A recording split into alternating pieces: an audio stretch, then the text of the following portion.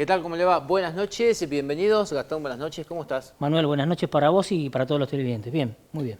Bueno, arrancamos punto de encuentro nuevamente, no con el intendente que está ahí en ciernes, Gastón.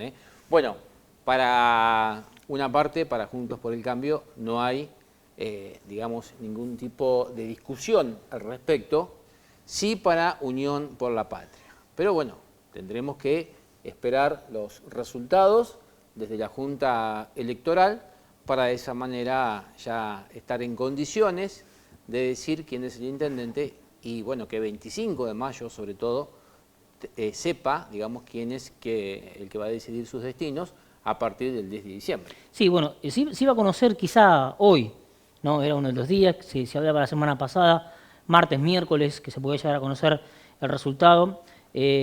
Hay un escrutinio que va avanzado, hay otro escrutinio que va más demorado, tiene que ver con las presentaciones que se están haciendo, las objeciones que se están planteando, y eso, bueno, demora, ¿no? Muchísimo. En algunos otros distritos va mucho más rápido, como no hay ningún tipo de conflicto, la diferencia quizá es más amplia de algunos candidatos, no hay ningún tipo de objeción, entonces va mucho más rápido el recuento de votos. En las que hay algún tipo de presentaciones, de objeciones, bueno, la situación se torna un poco más compleja, más difícil, claro, ¿no? Entonces, esto hace que se demore un poquito más. Lo cierto es que en estos días tendrá que existir una definición por parte de la Junta Electoral de la Provincia de Buenos Aires con respecto a lo que dice Juntos por el Cambio y lo que plantea Unión por la Patria, refiriéndose básicamente al resultado propio de la elección.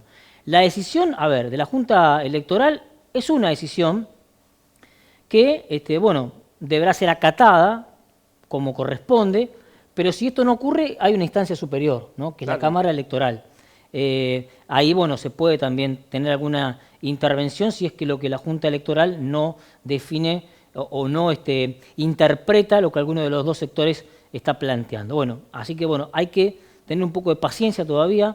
No hay muchos registros, ¿no? Que pase esto en 25 de mayo, hace muchos años, y esta es una situación que todavía, bueno, como bien decías vos, mantiene una tensa situación, ¿no? De saber qué va a pasar con el próximo gobierno aquí en la ciudad. Sí, mientras tanto, bueno, la gente, como vos decías, está esperando, está expectante, todo el mundo pregunta, es así, ¿quién es el intendente? ¿Quién es el intendente? Y bueno, la verdad es que todavía no se conoce. ¿Quiénes van a tener injerencia en todo esto? Son estas personas que ya estamos viendo nosotros en placa. Bueno, ¿quiénes son estas personas? Bueno, son los quienes están conformando la Junta Electoral de la provincia de Buenos Aires. El presidente, de izquierda a derecha, es Sergio Gabriel Torres, el doctor Sergio Gabriel Torres, el vicepresidente, la doctora Ana María Borinborde, como vocales Eduardo Raúl Delbés, Claudia Angélica Matilde Milanta y también Federico Gastón Tea. Como vos bien dijiste, hay otra instancia, ¿no?, que tiene que ver ya con el juzgado que comprende también en lo electoral a cargo de Alejo Ramos Padilla. Bueno, el tema es que Sergio Gabriel Torres, quien está presidiendo la Junta Electoral, es ex juez federal de Comodoro Pi, ingresó a la Corte Provincial durante el gobierno de María Eugenia Vidal. Algunos dicen superando alguna resistencia del peronismo. Exactamente. ¿No? Porque esto, bueno, siempre hay injerencia con lo que tiene que ver con la parte política también, ¿no? Exactamente, bueno, que cada vez que se toma una decisión de estas características hay una injerencia política frente a esa decisión. La vicepresidencia que te decíamos recién es Ana María Borinborde, es una camarista de amplia trayectoria, no solo judicial, sino también política, que cultiva un perfil extremadamente bajo. La magistrada estuvo ligada en el inicio de su carrera judicial al ex senador Carlos Martínez, armador del peronismo por años en el Senado de la provincia de Buenos Aires, y forjó una amplia trayectoria con marcados gestos de independencia no solo en la Junta Electoral, sino también en juicios políticos. ¿Bien?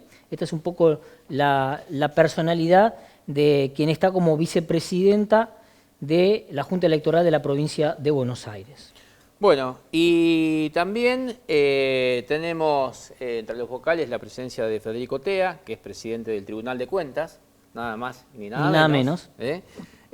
Bueno, cargo el que llegó durante el gobierno de Axel Kicillof, lo acompaña en política Axel Kicillof desde hace mucho tiempo, y el gobernador designó a Tea en este cargo vitalicio, que es estratégico, ¿no?, para su gestión. Tiene la facultad de revisar y eventualmente objetar los gastos del presupuesto gigantesco que tiene el gobierno de la provincia de Buenos Aires, ¿no? Esto corresponde a toda la provincia de Buenos Aires, obviamente se incluye a todos los municipios, a los 135 municipios. También está Eduardo Delbés, llegó impulsado por el peronismo bonaerense, ejerce en calidad de vocal, es presidente de la Cámara de Apelaciones en lo penal, y también Gustavo Di Santis. Exactamente, que es integrante de la Cámara de Apelaciones en lo contencioso administrativo, que también fue subsecretario en la función pública de la Secretaría General de la Gobernación durante el gobierno de Felipe Solá.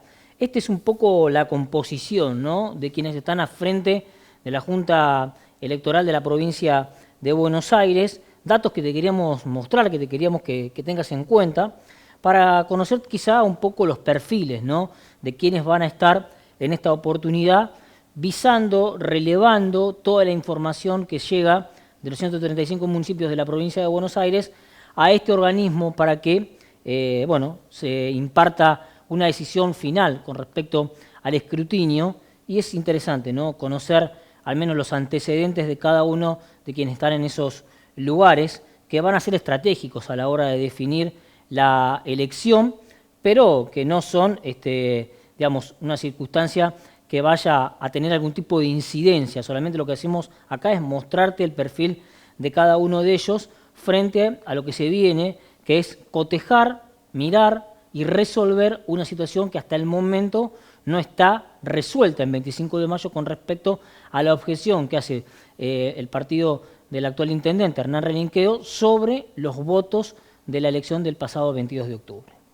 Bueno, como decíamos, hay que esperar que se resuelva la situación, ver si se resuelve en la Junta Electoral o pasa a otro estadio más, donde ya el juez deberá, bueno, ver qué es lo que sucede con todo esto, con lo cual, bueno, se deberá esperar un poco más. Pero eso, bueno, pasará si, en definitiva, no se resuelve en la Junta. Debería resolverse. Sí, si nosotros tomamos el caso de La Plata, es un caso complejo también, porque a pesar de que, bueno, en principio la Junta, digamos, ha revisado los votos, o por lo menos en la mesa se han visto que los votos darían como ganador a ALAC, el actual intendente Garro no quiere dar el brazo a torcer e incluso está anticipando de que va a tomar otras medidas al respecto, ¿no? Uno se pregunta, ¿pasará lo mismo el 25 de mayo? Es decir, cuando la Junta Electoral dé el veredicto en la mesa, porque después tiene que dar su veredicto, digamos, en forma oficial. Cuando lo dé en la mesa, ¿pasará esta situación? Es decir, quien resulte perdedor, cualquiera de los dos, ¿apelará a una instancia superior?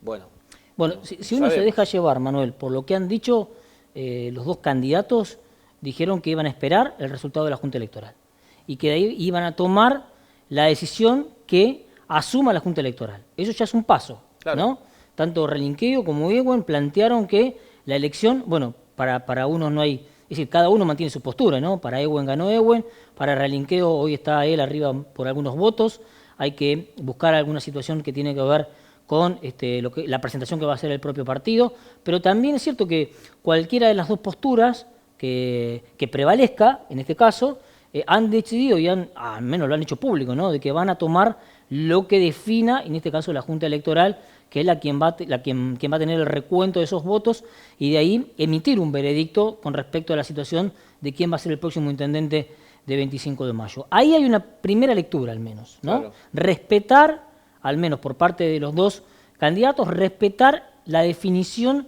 de la Junta Electoral de la provincia de Buenos Aires. A ver, vamos a ir un poco más allá. Si hay cuestiones que a alguno de los dos candidatos les genere algún tipo de incertidumbre o de duda y necesiten hacer un planteo en un estamento superior, quizá, teniendo los fundamentos, puedan profundizar. Pero en principio la primera lectura de los dos es: esperemos el escrutinio de la Junta Electoral de la provincia de Buenos Aires, que va a tener en principio la definición de que uno de los dos va a ser el intendente. Mientras tanto, bueno, fuentes cercanas a Unión por la Patria comentaban acerca de la posibilidad de que se realice una conferencia de prensa, un encuentro, ¿no?, con el periodismo local para poder hablar sobre estas situaciones. Bueno, cuestión que todavía no ha sucedido.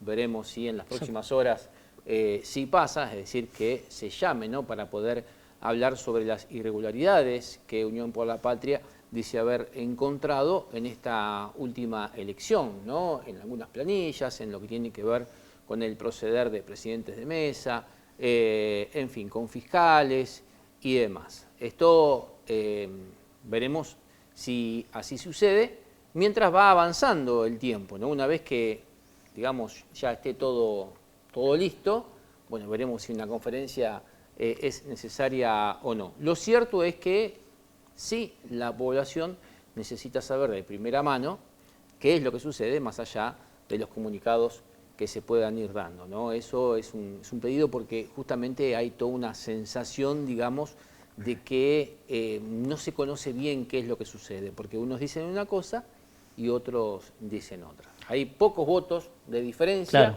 que son justamente lo que están en danza. Algunos hablan de 55 y desde el espacio de Unión por la Patria hablan que estarían ganando por menos de 10. Exactamente. Votos. Exactamente. Menos Bueno, de 10 pero votos. por eso que, y además de esa situación, Manuel, hay una cuestión que aún genera más incertidumbre. ¿Por qué? Porque en esta situación que no está definida todavía, hay un posible ganador que puede ser el espacio de Juntos por el Cambio, que de lograr esa situación también está pidiendo hoy en día al actual gobierno hacer una transición. Claro. Entonces es por eso que es necesario la definición en la Junta Electoral, en principio para saber si se da esa transición, si se concreta esa transición o continúa el actual gobierno. Porque de darse esa transición también los tiempos se acortan, también los tiempos son más reducidos.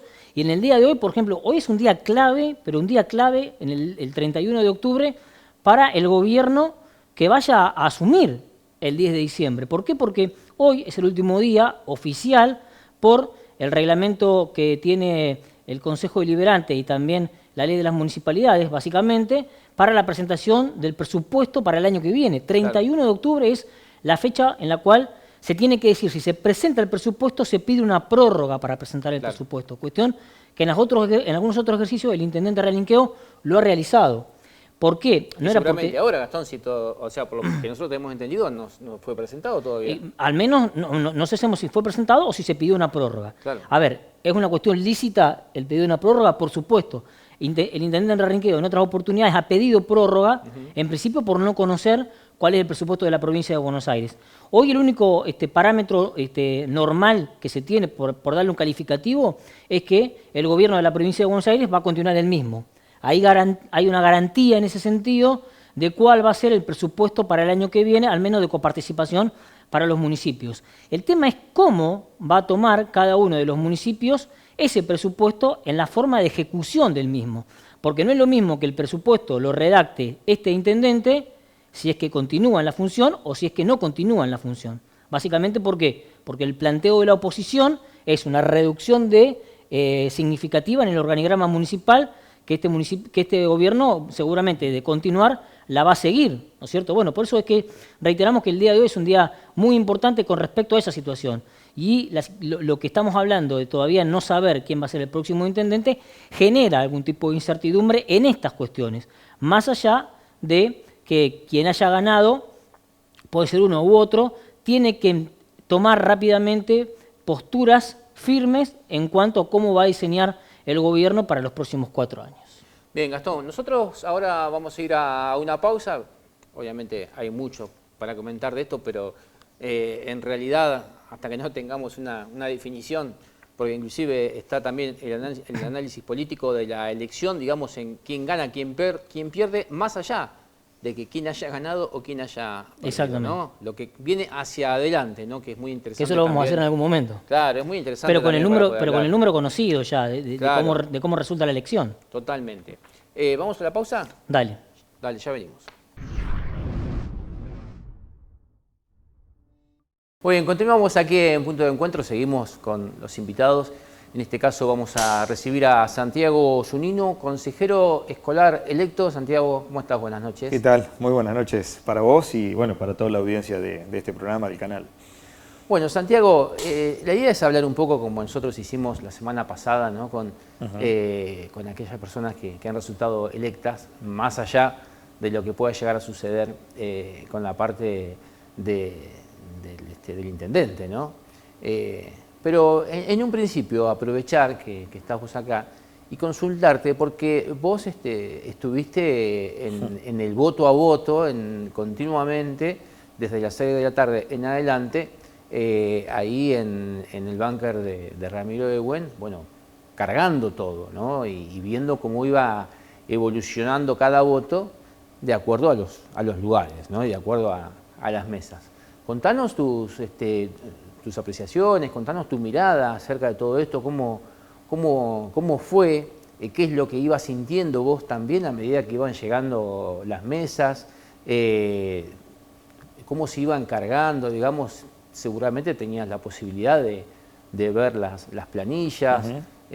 Bueno, ¿cómo ha sido todo eso? Digo también para tener una idea por lo que pasó después, ¿no? Lo que está pasando ahora. Sí. Bueno, en primer lugar, como vos dijiste, me tocó la tarea dentro del local allá, de nuestro local de Ramiro, de llevar a cabo la carga de los datos del escrutinio, tarea que también la hice en las PASOs, y bueno, y ahora lo complementamos hicimos la misma tarea obviamente en la etapa final, ¿no? En el recuento final para intendente. La actividad, la verdad que fue bastante... ¿cómo explicarte? Con mucha ansiedad. Claro. O sea, primero se vive ya con ansiedad. De por sí yo estaba un poco tranquilo porque no es la primera vez que hacía esto. Me tocó en otra instancia hace muchos años también desarrollar este mismo software. Lo había desarrollado para otra instancia en otras elecciones con otros candidatos que después me lo pidieron también como para usarlo, que no es nada más y nada menos que el desarrollo de una planilla de Excel.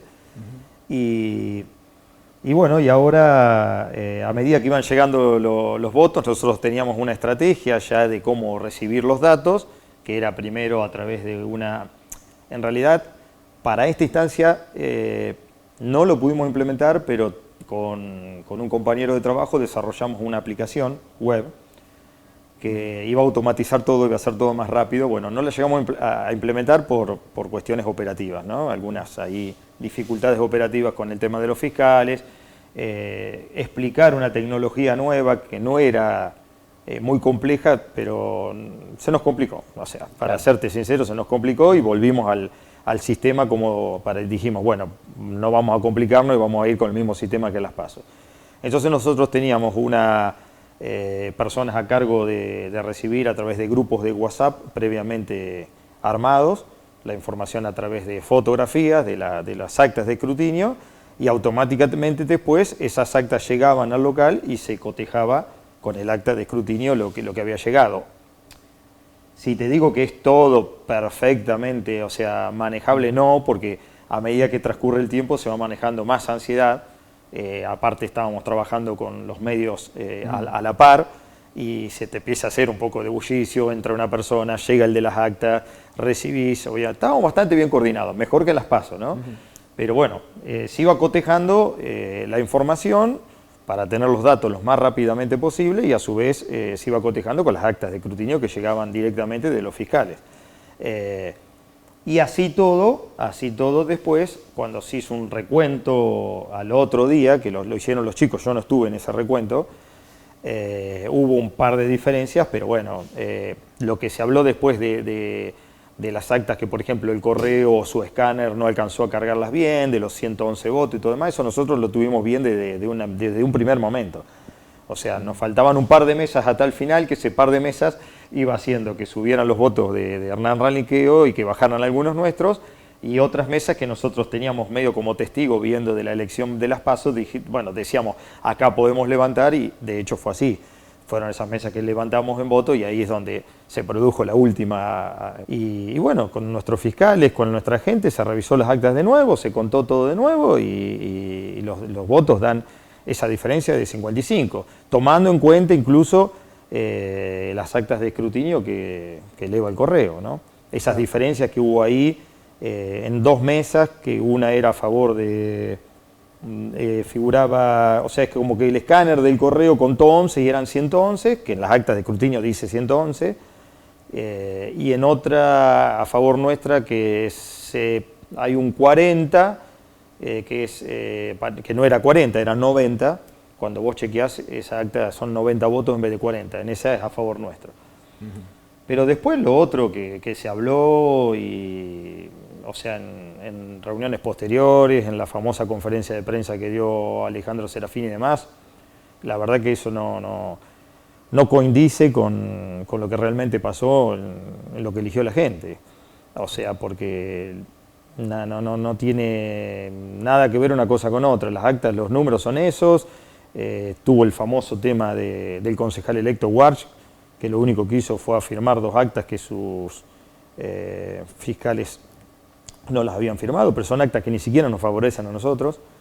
Son actas que perdemos en una por 41 votos y en otra creo que por un voto, que faltaban ahí firmar dos fiscales. No, lo único que hizo él, por lo que tengo entendido, yo no estuve en ese momento, pero es corroborar que esas actas faltaban firmar y nada más. Ni siquiera nos favorecen, o sea, ya te digo, contando todo, tenemos una diferencia de 55 votos que creo que es la que se va, obviamente, y nosotros consideramos, ya estamos convencidos que es así, la ciudadanía también.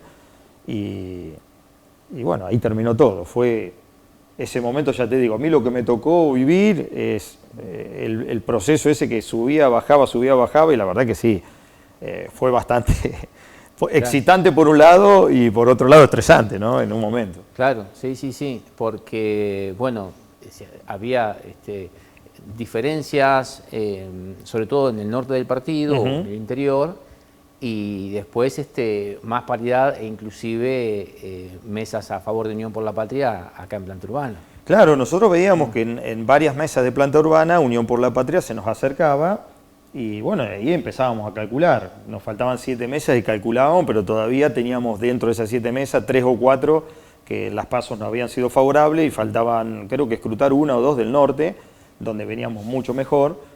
Y bueno, y ahí se estableció la diferencia, o sea, no se movió más de ahí. Sí, obviamente que sí, en un primer momento estábamos arriba por 200 votos, iba bajando esa diferencia, pero bueno, el escrutinio final nos dio obviamente que ganamos la elección, y eso es lo que hoy en día, por eso tenemos cierta, digamos, yo estoy totalmente tranquilo. Hay gente que, vos lo sabés bien, hay gente que todavía, a raíz de los comunicados de Unión por la Patria, de no reconocer la derrota, en la ciudad misma se vive un nivel de ansiedad, de dudas, no sé, de un montón de cosas que han sembrado. No es la primera vez que lo siembran, sino que lo han hecho en otro momento, claro, con otras cuestiones. Pero bueno, hay que esperar lo que diga la Junta Electoral y después, bueno, si se sigue dudando sobre la transparencia de lo que firmaron los presidentes de mesa, lo que firmaron los propios fiscales y demás, tendrá que determinar el juez encargado de la Junta Electoral, obviamente, el resultado del escrutinio. La tranquilidad, yo soy uno de los que más tranquilo estoy porque estuve ahí y los votos los contabilizamos. Ya te digo, a mí me dio la diferencia de 43 votos y después limando bien con las actas de escrutinio terminamos en 55, o sea, más que tranquilo. Claro. ¿Los fiscales también tienen acceso o ven las actas que carga el correo también? No, esas actas tengo entendido que esas actas se pidieron después por todos los partidos políticos y se hizo cada partido corroboró con las actas del correo. No, la verdad que eso desconozco. Claro. Porque yo cerré el escrutinio ahí, al otro día se hizo un control interno de las carpetas nuestras, y después tengo entendido que los partidos políticos tuvieron acceso, tienen acceso a las actas que carga el correo, Claro. que es un telegrama, digamos, el Claro. que carga el correo. Sí, y ahí sí. es donde se ve ese error, que es donde sacan el primer comunicado, la gente de Unión por la Patria, que había una mesa, que en vez de 11 votos eran 111. Nosotros de entrada lo tuvimos 111. O sea, Claro. nosotros en el escrutinio, o sea, eso es por ahí lo que mandó el correo. La confusión por ahí hubo, porque si vos veías el recuento oficial del correo, había una diferencia de 155 votos. Tenías que descontar esos 100 que estaban mal contados. Claro. Y ahí te daba exactamente los 55. Votos más, votos menos. Nosotros sabemos que ganamos la elección. Ah. Y después está esta mesa de del 90 que parece 40. Claro, lo que pasa es que eso vos lo mirás, el correo aparentemente su escáner marca que es 40, pero en realidad son 90 votos. Cuando vos contás las filas verticales, la cantidad de votos verticales y horizontales, es 90. Bueno, pero eso obviamente es lo que tiene que determinar la Junta Electoral, y si esa mesa está en duda, se van a contar uno por uno los votos. O sea, calculo que será así. Claro. Pero nosotros estamos totalmente tranquilos y convencidos, yo de mi parte más que nada, y llevo más que nada tranquilidad también al grupo y obviamente a la gente, ¿no? Obviamente la gente está muy nerviosa, ansiosa, se ha generado una situación, la verdad que no es buena para ningún 25eño. En estos 40 años de democracia tener que andar explicando cosas que son inexplicables, o sea, quieren explicar cosas que son inexplicables. O sea, los votos están, las actas están firmadas por los propios fiscales de cada partido, están firmadas había un presidente de mesa. El desarrollo en las mesas fue normal, salvo alguna discusión que escuchamos pero por cuestiones normales. No hubo, o sea, las discusiones al principio eran un poco con las boletas de La Libertad Avanza, por lo que tengo entendido, porque algunas vinieron como precandidatos del Claro. candidato, Sí, sí. pero vino la gente del correo con la noticia oficial, con un sello, con una firma de que la boleta esa valía, y a partir de ahí se desarrolló todo con total normalidad. Como yo siempre lo digo, también se habla y hay mucho prejuicio también cuando haces una campaña electoral, de lo que te va a decir la gente cuando repartís la boleta. La verdad que la gente se comporta de maravillas. Tenés una persona, dos que te puede decir, mirá, yo no los voy a votar, pero no hay ni un insulto, la gente agarra la boleta con total normalidad, y en las mesas pasó exactamente lo mismo. O sea, los fiscales colaboran como siempre entre sí, se hace el recuento de los votos, no hubo nada raro, no hubo ningún problema en ninguna mesa. Por eso te digo, no hay nada que discutir, está más que claro que la elección fue ganada por muy poco margen. De hecho, el propio intendente lo dijo en su discurso. Hizo una muy buena elección Juntos por el Cambio, y nosotros no tenemos la diferencia de 43 votos como tienen ellos, tenemos una diferencia de 35. Pero daba a entender que por muy poco margen, y volvió a reiterar 2 o 3 veces que Juntos por el Cambio había hecho una excelente elección. Después, bueno, sucedió lo que sucedió, ¿no? Y está en su derecho de hacerlo. Lo que nosotros creemos que esto no le hace bien a la comunidad 25eña, a lo que nosotros tenemos pensado para 25 de mayo. Sí, lo que es cierto, que un poco lo comentabas vos recién, que nosotros lo recibimos en la calle también, es esta sensación de una mezcla de ansiedad algunos están más tristes, Sí. otros tienen o quisieran tener una alegría que todavía no la tienen porque en definitiva tienen dudas, por un lado y por el otro, ¿no? Sí, es tal cual, es tal cual. Hay un grado de ansiedad muy grande, hay desconfianza, que es lo peor que nos puede pasar, porque la verdad que vivimos desconfiando, o sea, estamos la verdad que culturalmente estamos mal. Yo es lo que por ahí te hablaba fuera del área, Sí, o sea, sí. a mí me preocupa como sociedad, porque a mí me une trabajar con Ramiro Ewen, y siempre lo dije, el hecho de que la primera propuesta, y él cuando me convoca, es trabajar por 25 de mayo, para el bien de los 25eños. Nuestro eslogan es trabajar por 25 de mayo, para todo 25 de mayo, para todo 25 de mayo.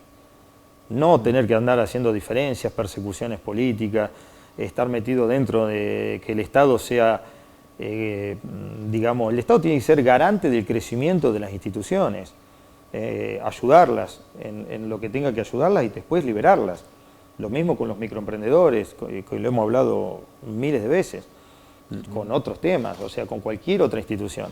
Pero vos no podés estar poniéndole la pata encima y diciendo, mirá, yo te doy esto, pero por esto, o te doy esto, o te ayudo en esto, por esto. O sea, no funciona así.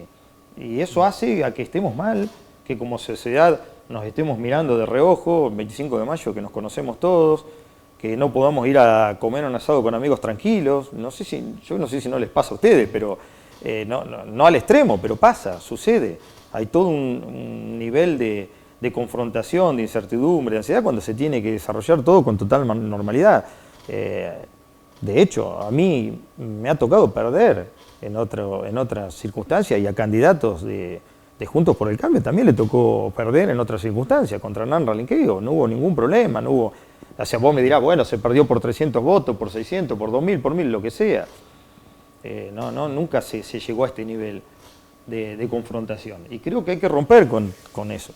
Hay que romper con eso, pero la única forma de romper con eso es demostrar que uno llega a un gobierno, pero realmente para gobernar para todos. Para todos. Y el eslogan sería para el bien común de 25 de mayo. Nosotros tenemos que trabajar para el bien de 25 de mayo, crecer en lo que sea, en todos los ámbitos, ¿no? Te va a tocar, Santiago, a vos la parte de educación, ¿no? Porque ya sos consejero escolar electo. ¿Cómo aplicás esto que estás comentando a ese trabajo que vas a tener que realizar? Bueno, en primer lugar, dejar bien en claro que lo que uno tiene que hacer es trabajar. Y uno fue elegido para trabajar, vuelvo a insistir, para el bien de toda la comunidad del 25 de mayo. Si en el caso de un consejero escolar, tiene que trabajar para administrar esos recursos que vienen, obviamente, desde provincia, desde nación, desde donde sean, para trabajar para que las escuelas estén mejor. Los edificios escolares, el mantenimiento, el manejo de los auxiliares, todo el manejo que tiene un consejo escolar. Pero la premisa es trabajar para todos por igual. Y no... mi forma de verlo, que yo lo dije, o sea, yo no quiero hacer una propaganda política de mi trabajo. No me interesa, sinceramente no me interesa. A mí me interesa ir y trabajar, que es lo que nos tenemos que acostumbrar los 25eños, la gente, los argentinos, en definitiva. Cada uno tiene que estar en su lugar haciendo lo que tiene que hacer. Porque, a ver, yo no coincido con esa política de que cada vez que haces un trabajo tenés que publicitarlo o promocionarlo. Vos me dirás, bueno, es parte de la política. La política es otra cosa. La política es trabajar por el bien común de la gente. Nosotros, o sea, es trabajar por el bien del 25 de mayo, que crezca, que tenga mejores escuelas, que se puedan llevar a cabo proyectos. A ver, lo que ha hecho Hernán Ralinqueo en cuanto a la parte escolar tiene muy buenas cosas y otras no. Cosas que nunca se dijeron, que ni siquiera yo las metí dentro de la campaña. Las podría haber metido, no las metí. Como por ejemplo obras inconclusas, que las hay, porque bueno, se mostró todo lo lindo, pero no se mostró lo otro, porque la verdad que era mostrar esas obras inconclusas, era meterse un poco más dentro ya de todo lo que está metido en la política en educación, y que eso hay que desterrarlo, hay que cortarlo. La política se ha metido en todos lados, pero de mala manera. Ojalá se metiera de buena manera. Está metida dentro de la escuela, está metida dentro de todos lados, de los clubes, como te decía hoy, se mete dentro de las instituciones, se mete dentro de las empresas privadas, se mete dentro de todo, y no tiene que ser así. No tiene que ser así. Entonces, desde el rol que me va a tocar a mí como consejero escolar, obviamente es ponerme a disposición también de la gente que trabaja en el consejo escolar, que tiene hasta obviamente empleados, y con los otros consejeros tenemos que llegar a acuerdos y trabajar por 25 de mayo. La impronta que nosotros le vamos a dar es, obviamente, que eso es parte de nuestro proyecto con Ramiro Ewen, es que nosotros queremos trabajar lo del consejo escolar y aparte la educación general para 25 de mayo. O sea, con el municipio, trabajar en conjunto con el consejo escolar y ahí empezar a ver qué necesita 25 de mayo para crecer, qué necesita 25 de mayo para tener una educación superior de calidad. Obviamente, esto lo vengo haciendo, el que me conoce dentro de la escuela, saben que soy uno de los más combativos dentro de las reuniones, no me gusta, estoy cansado de eso, pero veo que hay un sistema donde la mayoría de los docentes coincidimos que no funciona hace muchísimos años, pero no nos animamos a decirlo. Soy uno de los pocos que lo dice en las reuniones. No está todo mal, pero yo soy uno de los pocos que levanta la mano y le digo, miren muchachos, si seguimos así, esto no funciona. Porque hoy tenemos un sistema educativo donde no premia a aquel que se esfuerza, no hay castigos ni premios, o sea, no hay sanciones que se llaman acuerdos, y esos acuerdos significan que si alguien cometió un error, obviamente que tenés que hablarlo con el pibe, el joven o el que sea, pero no hay una sanción atrás. Entonces, todo eso hace que también, por ejemplo, cuando vos tenés un pibe que llega tarde a la escuela, la sanción es mínima. Esto que digo, muchos van a decir que no, pero es la realidad que pasa dentro de las escuelas. Esos chicos se llenan de faltas, la deserción es porque el pibe no encuentra tampoco una respuesta dentro de la escuela, no están felices los pibes dentro de la escuela, tenemos que encontrar ese cambio. O sea, yo digo, bueno, si no viene de arriba, soy un convencido que si no viene de arriba cuesta el doble, pero de abajo tenemos que movilizarnos los docentes y empezar, docentes, padres, lo que sea, empezar a ver la escuela de otra manera. Porque hoy tenemos el 50% de los pibes que ingresan a primer año de la secundaria no tienen comprensión lectora y tienen dificultades en escritura. Entonces, es muy serio lo que está pasando, es muy serio, es muy grave. Y vos la respuesta que tenés de arriba es, bueno, enseñale vos. Y un docente en primer año de la secundaria no puede detenerse, primero que no está preparado por ahí un profesor o un técnico en una especialidad, para lo que son escuelas técnicas o agrarias, no está preparado para enseñarle a leer y a escribir a un pibe en primer año. Es todo un desarrollo que no lo tuvo. ¿Por qué no lo tuvo? Bueno, tenemos que pensar ahí, tenemos que pensar, pero seriamente, qué nos está pasando. Y los pibes, como yo te decía, están tristes dentro de la escuela, están desmotivados. De 100 pibes se reciben 15, 20. Y no todos llegan, se reciben, terminan, ni siquiera se reciben. O sea, hay una deserción, un desgranamiento. ¿Dónde están esos pibes? O sea, ¿dónde están esos adultos? Pasa lo mismo en los institutos superiores. De cada 20, 25 inscriptos que tenés en primer año, te quedan 4 en segundo año, 5. Esa es la realidad. Y los docentes la saben, esa realidad. La saben, la ven, la saben, la palpan. Todos los días luchamos contra eso. Ahora, no hacemos nada, nadie hace nada. Entonces, lo que nosotros queremos trabajar es, obviamente, con cada candidato que vino a vicegobernador, a gobernador, diputado y senadores, yo por lo menos me di el gusto de dejarles un plan que uno pensó de tantos años. No soy el dueño de la verdad en todo esto, pero siempre a todos les dejé lo que para mí hay que hacer para cambiar esto. O sea, 10 puntos, 20 puntos, que son necesarios. O sea, hay que ponerse, es prioritario que el Estado piense que la educación es lo prioritario. De la educación sale todo, porque están los valores cambiados, y esto es lo que nos pasa de grande. Tenemos los valores cambiados, las costumbres, se habla de derechos, por ejemplo, no podemos vulnerar, te dicen, los derechos de un pibe si le ponemos una sanción disciplinaria.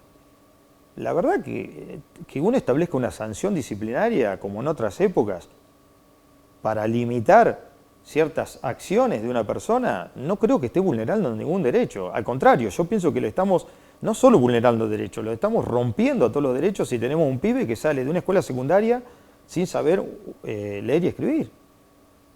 De hecho, mirá, hasta se ve todos los días, pero Carlos Tevez lo dijo hace poco, en Independiente tiene 3 chicos que no podían leer y escribir jugando en primera división. Y eso se ve cada vez más, cada vez más. En la universidad, de cada 100 pibes que ingresan, pasan al segundo año 6. Entonces, hay algo que está muy mal. O sea, que tenemos que reaccionar como ciudadanos, como argentinos. Yo soy uno de los convencidos que la lucha es por ahí. Y con Ramiro Ehue tenemos proyectos que él incluso los ha hablado, no solo en educación, sino que tenemos un proyecto de crecimiento. Ya Ramiro habló de 100 proyectos para cada día al inicio de su gestión. Nosotros cuando hablamos de educación queremos desarrollar proyectos, pero para que el estudiante de 25 de mayo tenga una oferta, ¿cómo explicarlo? Tenga una oferta educativa de crecimiento, seria, responsable. Nosotros tenemos que hacer reuniones entre todas las escuelas, el Ejecutivo Municipal, que tiene que ir por el mismo carril. Tenemos que pensar todos en el mismo carril. ¿Hacia dónde vamos? ¿Hacia dónde queremos ir como comunidad? No puede ser que los intereses del municipio sean distintos, los intereses de formación laboral, el de la escuela técnica, el del parque industrial.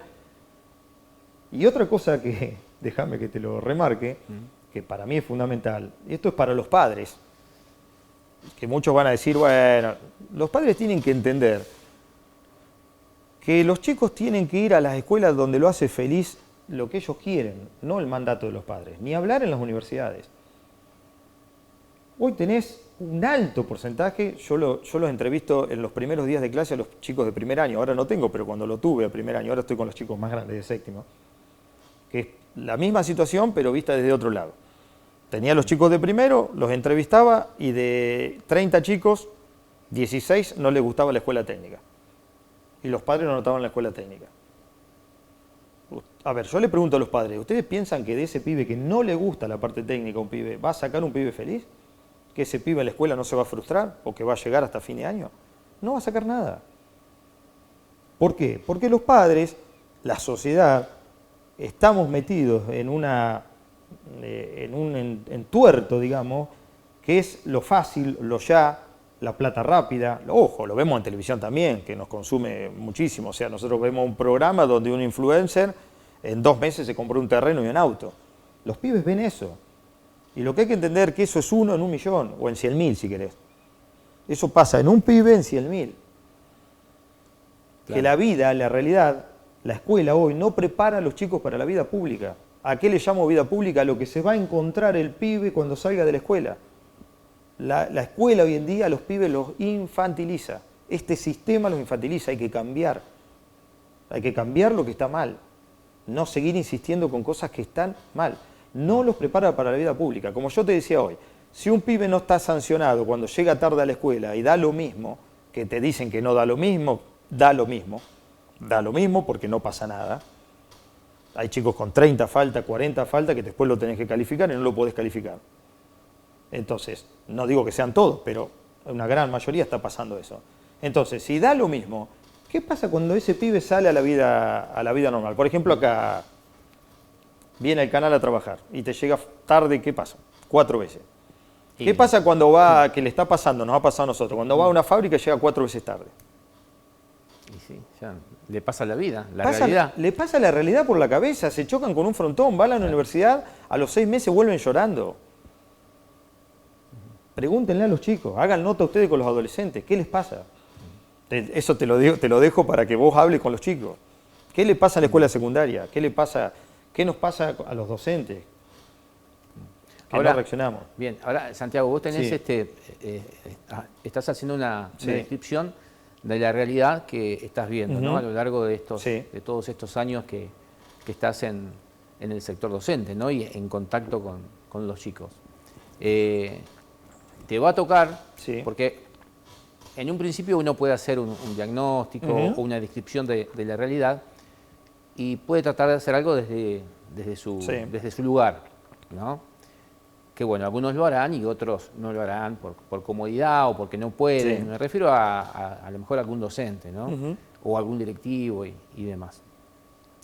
Otros dirán no pueden hacer nada porque la currícula es así Sí. o porque le Sí, mandan porque que es así. es así. Bueno, ahora bien, te va a tocar ahora, a partir del 10 de diciembre, estar en un lugar donde escapa un poco a todas estas cuestiones que vos estás comentando. Sí. En el sentido de que, bueno, el Consejo Escolar tiene otras funciones. Sí. O aparentemente tiene otras funciones. Vuelvo a esto. ¿Cómo puedes hacer coincidir, o a lo mejor vas a trabajar como en 2 partes diferentes, ¿no? Como consejero escolar y alertando también a quien le toque estar en educación sobre estos temas. Pero ¿cómo te parece también, o cómo se puede inmiscuir, ¿no?, el consejo escolar en todo esto? ¿Qué puede aportar desde el municipio a que esta situación que vos estás explicando mejore? Sí. ¿Qué es lo que se puede hacer? Digo porque ya estás Sí, en un ejecutivo y ya se pueden hacer cosas. Sí. No sé si va a alcanzar, pero sí planificar algo como para poder hacerlo. ¿Cómo te ves vos trabajando con eso? Te entiendo perfectamente. Yo, a ver, ya por eso te digo, porque obviamente uno se apasiona y se va para el otro lado. Es así. Pero en realidad es eso. O sea, obviamente que la tarea del Consejo Escolar es más administrativa y tiene. Ahora, vos, distintas tareas del Consejo Escolar, no solo lo administrativo y cosas, hay fortaleciendo otras áreas y trabajando en conjunción, que es lo que, por eso te digo, uno puede obviamente en base a la experiencia asesorar y trabajar, que es lo que queremos con Ramiro Ehuen, trabajar en conjunto en todo lo que es la parte educativa, obviamente desde el municipio. Porque también, ¿cómo sería el nexo? Por ejemplo, vos tenés que trabajar, hoy en día no lo vas a poder hacer de un día para el otro, como acabamos de decir, pero hoy en día tenés el Consejo Escolar puede fortalecer, por ejemplo, el sistema de cooperadoras, ¿no? ¿Cómo? Vos decís, bueno, pero si la cooperadora depende de cada escuela. Bueno, no, a ver, la función nuestra y mía y la que yo creo que por lo que voy a pelear es para fortalecer todo eso dentro de las instituciones educativas. O sea, una cooperadora tiene muchas fortalezas dentro de una institución educativa y la gente ha dejado de participar, los clubes de madre que había antes en la escuela, las otras instituciones que trabajaban con las escuelas, porque pasa esto, pasa que se meten cuestiones en el medio que no tienen nada que ver con lo que es escolar. Entonces, por ejemplo, yo no puedo entender, por ejemplo, cómo el Consejo Escolar tiene que estar atendiendo cuestiones edilicias constantemente que las puede resolver la propia escuela. ¿Cómo? A través de la cooperadora, a través de otras instituciones que se, digamos, o otros grupos que se pueden crear que colaboren con la escuela. Que eso sucedía antes, por ejemplo, con la escuela técnica. Por ejemplo, hoy vos tenés que cambiar el cuerito de una canilla y tenés que llamar al Consejo Escolar. Tenés que esto y tenés que llamar al Consejo Escolar. Tenés que cortar el pasto en tu escuela y tenés que llamar al Consejo Escolar. O sea, ahí tenés un ejemplo, por ejemplo, de lo que se puede trabajar, que de hecho lo trabajaron los gremios, esto lo trabajó la CETERA, que se llamaban manuales de mantenimiento y demás, que hacen al quehacer diario de las escuelas que se dejó de hacer. O sea que es todo hoy más fácil decir, bueno, llamo, bueno, vení, cambiame esto, vení esto. O sea, la escuela tiene que trabajar, digamos, todos los actores escolares. Tenemos que lograr, con el convencimiento, con reuniones, con lo que sea, crear de nuevo esos hábitos de volver a trabajar internamente con más fuerza. La escuela tiene que tomar esa fuerza. No puede ser que se rompa un equipo mobiliario escolar durante un mes. Montás un salón nuevo y en un mes está roto. Entonces algo está pasando, algo está mal. No hay Estado, no hay nada que aguante esa situación. ¿Cómo puede ser, por ejemplo, que no se puedan resolver problemas básicos de infraestructura y que haya que no se pueda agilizar dictámenes y otras cuestiones? Y eso se puede hacer también con el municipio. O sea, hay cuestiones más urgentes que se pueden trabajar con respecto a lo que es consejo escolar. Y después también, por ejemplo, vos tenés un centro de formación laboral, que ahora también depende de parte del trabajo que tiene injerencia el municipio. Y bueno, ahí tenés que hacer reuniones. O sea, las reuniones que yo he visto del COPRE, reuniones con instituciones de provincia, o sea, la parte de provincia, digamos, y la parte municipal. Eso hay que fortalecerlo. Nos tenemos que poner de acuerdo en la oferta educativa. No puede ser que uno esté por un lado, el otro esté por el otro, que no haya un eje, un plan de trabajo específico. Un plan de trabajo para que 25, vuelvo a insistir, crezca. Formación laboral hoy está trabajando muy bien, ha cambiado muchísimo. Y ahí nosotros queremos reforzar eso con la parte municipal, con la parte educativa y con lo que tenga que ver con el consejo escolar, con lo que tenga que... O sea, todo se puede interrelacionar. No es que no se pueda hacer. No es solamente la función del consejo escolar aislada de lo que pasa dentro de la escuela. Yo creo que se puede hacer mucho. Obviamente que hay que como decís vos, uno por ahí va a tener una función dentro del colegio escolar y una función asesorando a otras cuestiones o reuniéndome con un equipo que tenga el municipio educativo para ver estas cuestiones. Nosotros lo vemos desde ese lugar.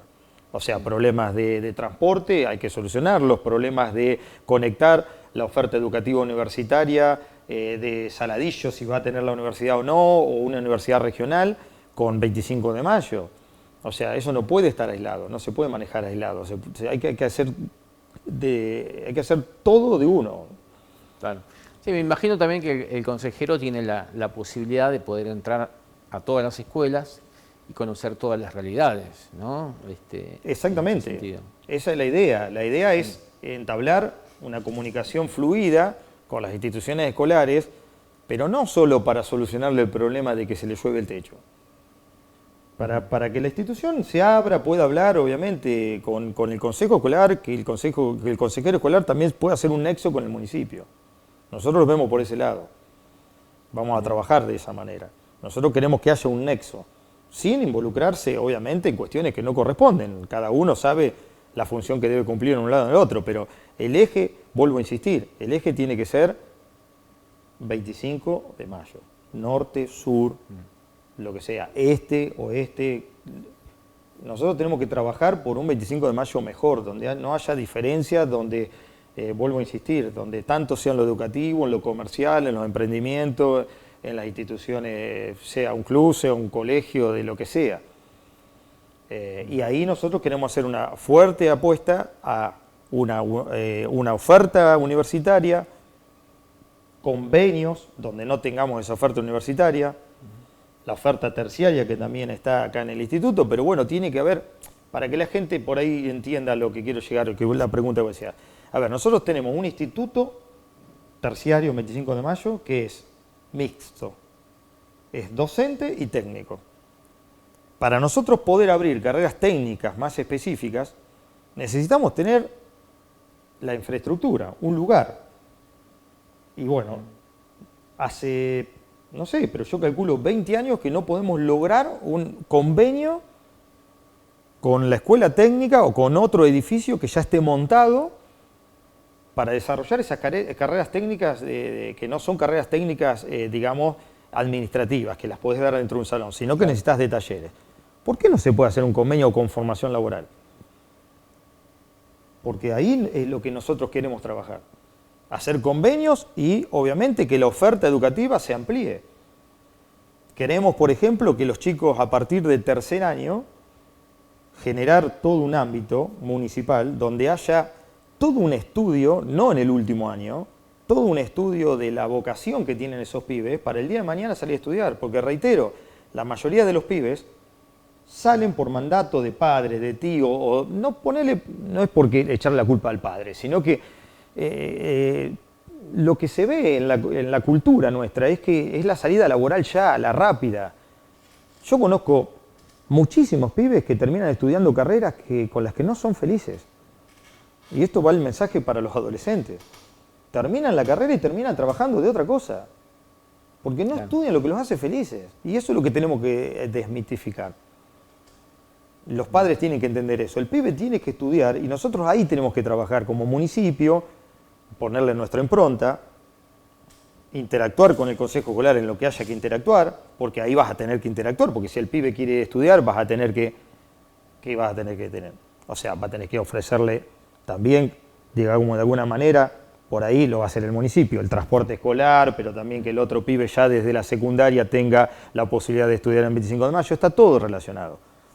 Por ahí cuesta explicarlo, me cuesta un poco explicarlo, pero la idea es esa. O sea, hoy tenés problema que hay pibes que no llegan a la secundaria porque no tienen el transporte escolar. No son muchos, pero así sea uno, esa problemática hay que trabajarla desde el consejo escolar. Pero bueno, nosotros después queremos, desde por ejemplo tercer año, hacer todo un trabajo vocacional para que esos chicos vean todas las otras oportunidades que hay. Por ejemplo, un pibe, ni yo sé cómo es el diseño, por ejemplo, diseño de videojuegos, programación de aplicaciones web. Todo eso después el pibe tiene que decidir cuando termina la secundaria en 3 meses que va a estudiar, no tiene ni idea. se les llena la cabeza de preguntas, los papás no tienen ni idea. Entonces hay que hacer un trabajo en conjunto, no solo consejo escolar, municipio, padres.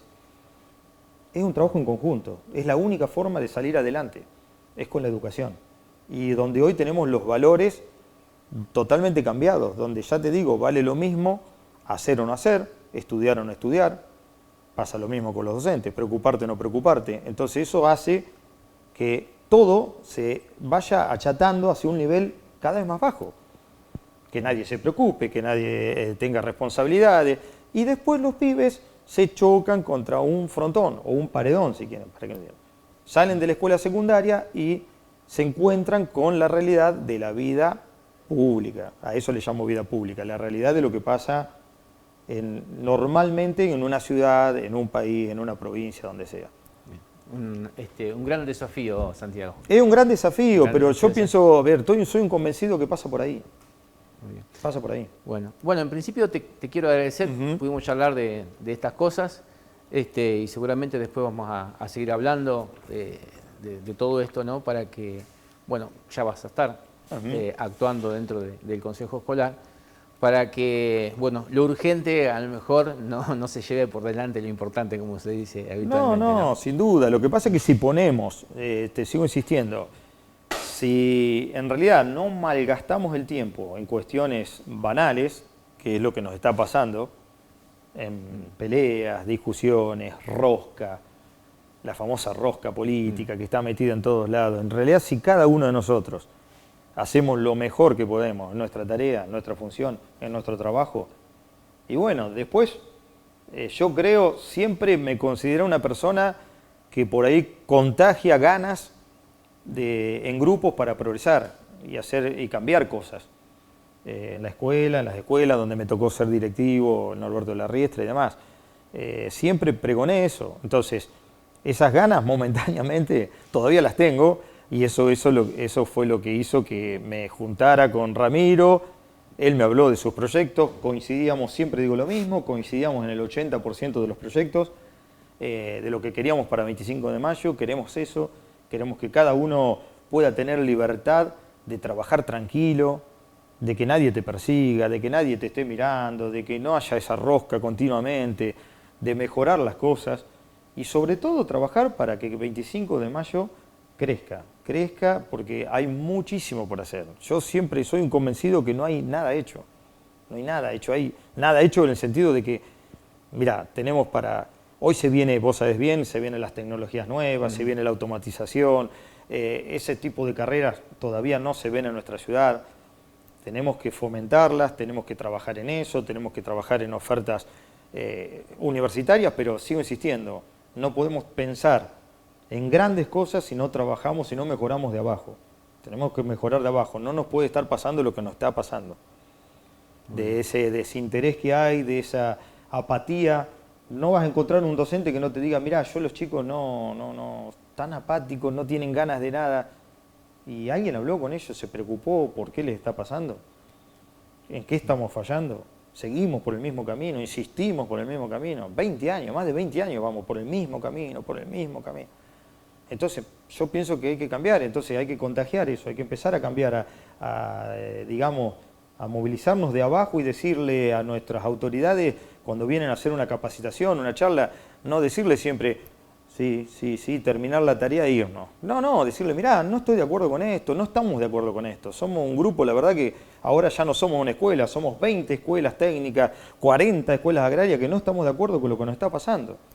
Porque no estamos sacando un técnico, no estamos sacando un chico preparado, no le estamos ofreciendo un futuro. Los estamos haciendo chocar contra un paredón y después pasa lo que está pasando. O sea que estamos todos viviendo en una sociedad que la verdad que no estamos para nada felices. Yo lo noto en la gente está crispada por esto, por aquello, por acá, y la verdad que la normalidad sería otra, salir a tomar mate, saludarte con el vecino, salir a caminar, poder trabajar las horas justas y necesarias y ser feliz, no tener que nos está pasando a los docentes, estar 12 horas, 13 horas para tener un sueldo digno. Claro. Una cosa va llevando a la otra. Va llevando todo, una cosa lleva a la otra. Y todo termina en donde estamos. Muy bien. Así que muchas gracias por la invitación, muchísimas gracias. Bueno, Santiago, gracias a vos, ya te digo, ya vamos a estar seguramente hablando sobre todo esto. Nosotros ahora vamos a ir a una pausa y venimos enseguida.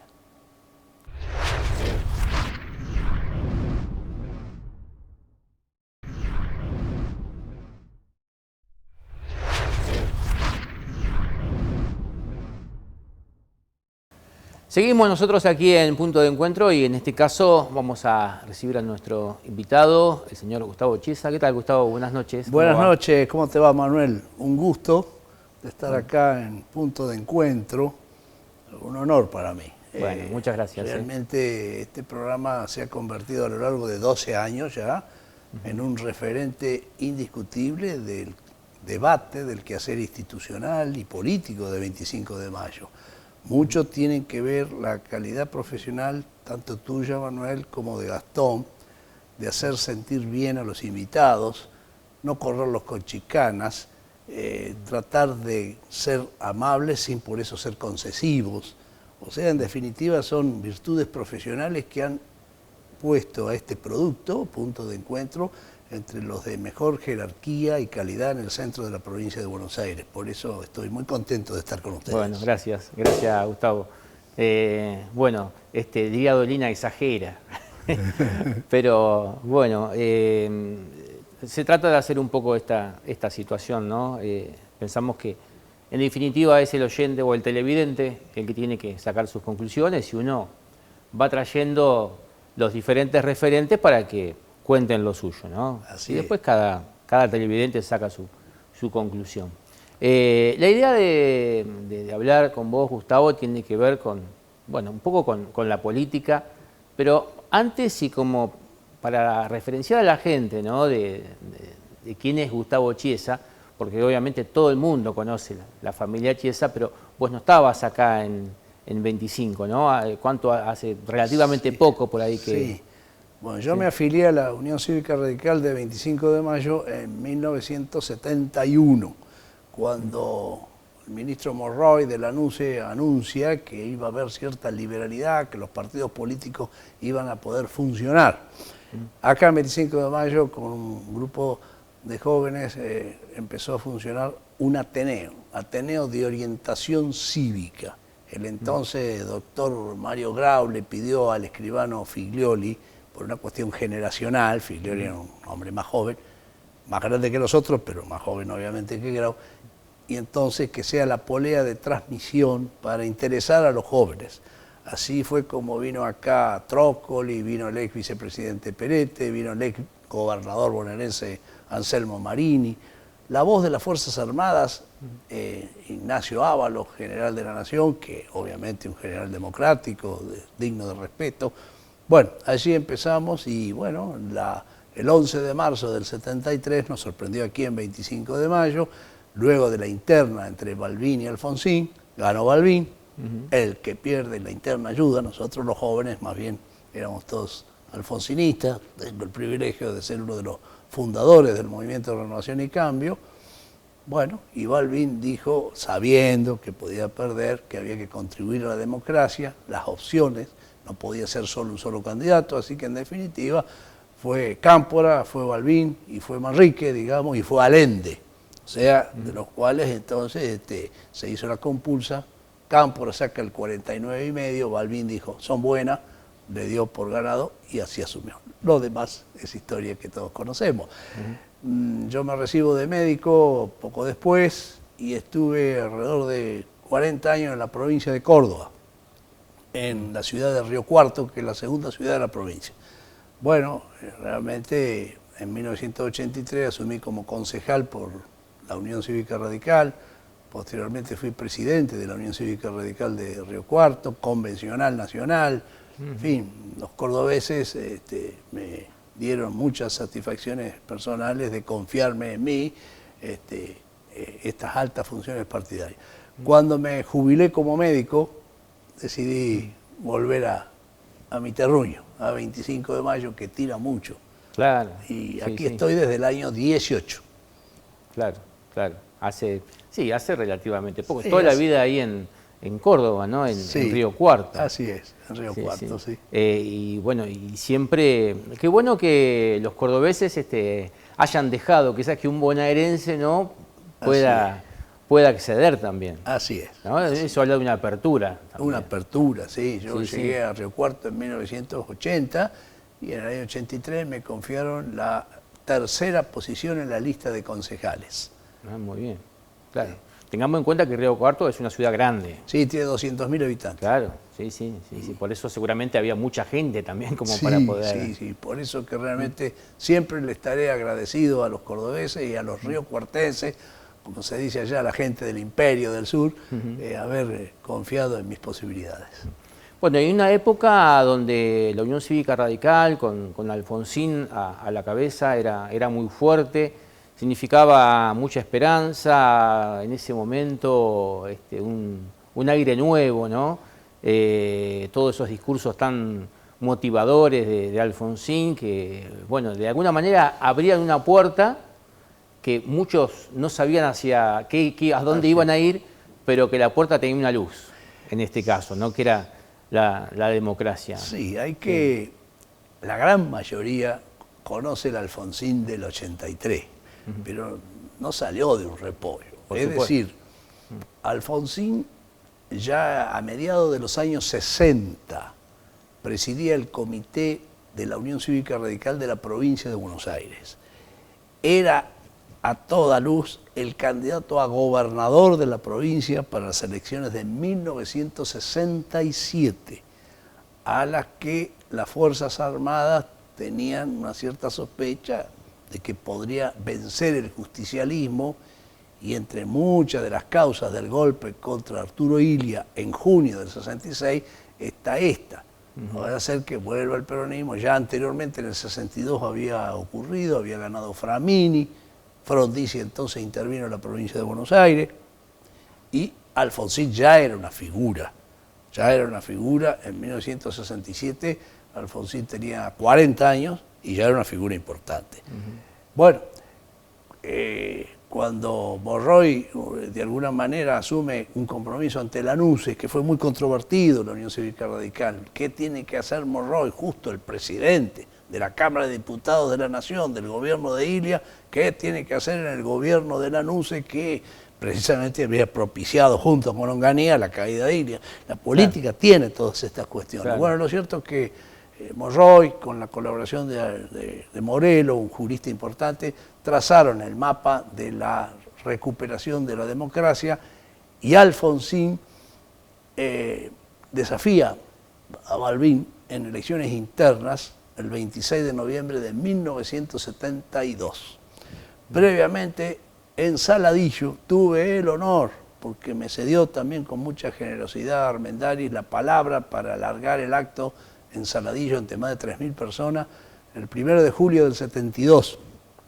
Y allí me dio la posibilidad de que pudiese lanzar las precandidaturas a gobernador de Buenos Aires de Armendáriz y a la presidencia de la Nación de Alfonsín.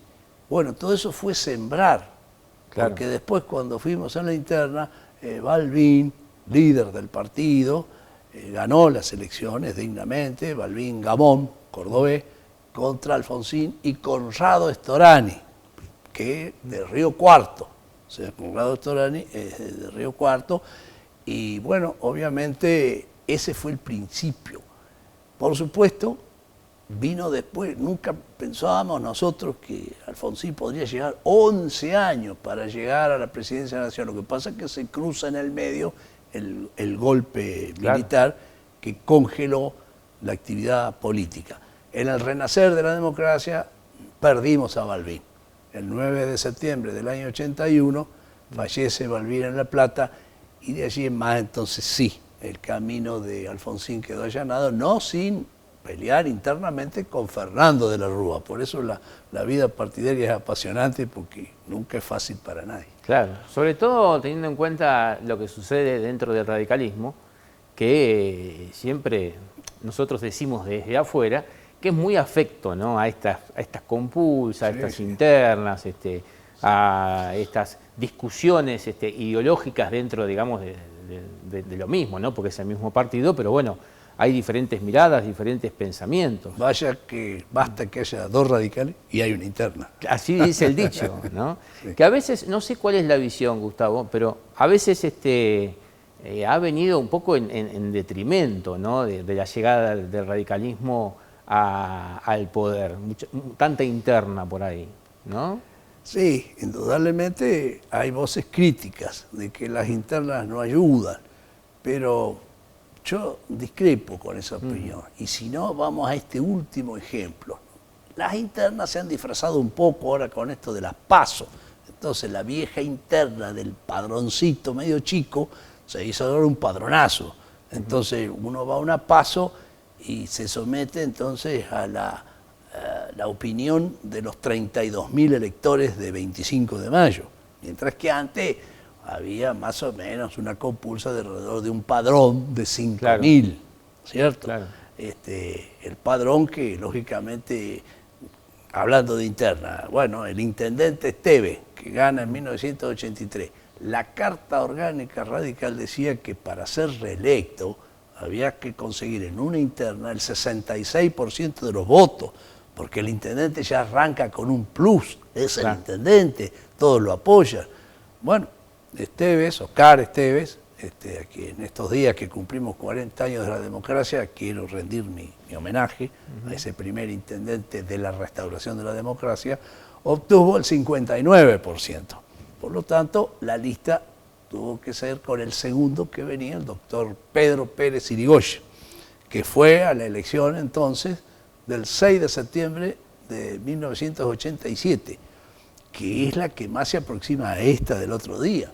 Claro. El 6 de septiembre, Pérez Irigoyen y la Unión Cívica Radical obtienen 8.563 votos. Y el Partido Justicialista, ya con la impronta renovadora de Cafiero, 8.433. Es decir, aquella elección fue de 130 votos de diferencia. Y no hubo ningún tipo de problema. Esa misma noche se reconoció por parte de las autoridades justicialistas el triunfo de Pérez Irigoyen.